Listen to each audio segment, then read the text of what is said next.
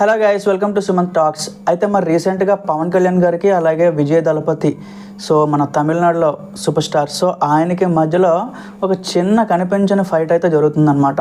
So దేనికి సంబంధించి అంటే రీసెంట్గా జనసేన పార్టీ అధ్యక్షుడు మన పవన్ కళ్యాణ్ గారు అయితే తమిళనాడులో ఒక ఇంటర్వ్యూ అయితే ఇవ్వడం జరిగిందనమాట.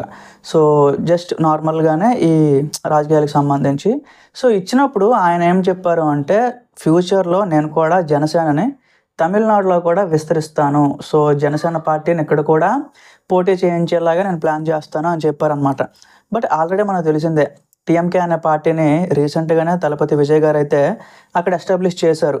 సో ఆయన ఎస్టాబ్లిష్ చేసిన కొన్ని నెలలకే పవన్ కళ్యాణ్ గారు కూడా అక్కడ కూడా పోటీ చేస్తాను అని చెప్పి స్టేట్మెంట్ ఇవ్వడం అనేది, సో డైరెక్ట్గా విజయ్ దళపతికి అగైన్ డైరెక్ట్ కాంపిటీషనే పెడుతున్నారా లేకపోతే సవాల్ విసురుతున్నారా ఏంటి అని చెప్పి ప్రజెంట్ అయితే ఫ్యాన్స్లో కూడా ఆ టైప్ ఆఫ్ కన్ఫ్యూజన్ అయితే స్టార్ట్ అయిందనమాట.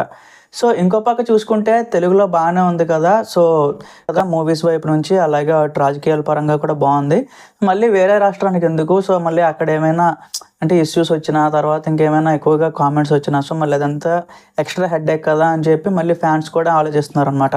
సో బట్ అగైన్ చాలామంది చెప్తూ ఉంటారు ఏంటి అంటే, పవన్ కళ్యాణ్ గారికి ఇంకా సాటిస్ఫై అవ్వలేదు, సో ఆయన ఏంటంటే ఇంకా ఉన్నత స్థాయికి వెళ్ళాలి అని చెప్పి ఆయన మైండ్లో ఉందంట.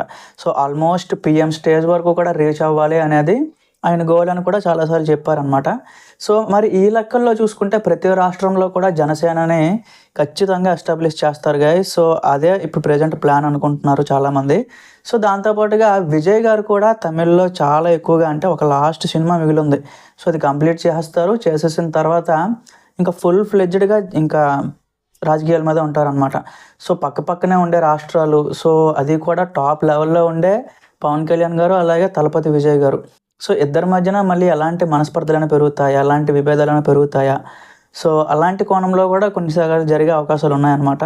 సో దీనికి సంబంధించి ఫుల్ ఫ్లెడ్జ్డ్గా ఏం స్టార్ట్ కాలేదు, బట్ యాజ్ ఆఫ్ నౌ అయితే సోషల్ మీడియాలో అయితే వీళ్ళిద్దరి మధ్యన సమ్ డిస్టర్బెన్స్ అయితే స్టార్ట్ అయినట్టు క్రియేట్ చేస్తున్నారు అనమాట. సో దీంట్లో వాస్తవం ఎంత ఉందో ఎంత అబద్ధమో తెలియదు, బట్ మీరేమనుకుంటున్నారో సరే కింద కామెంట్స్లో చెప్పండి.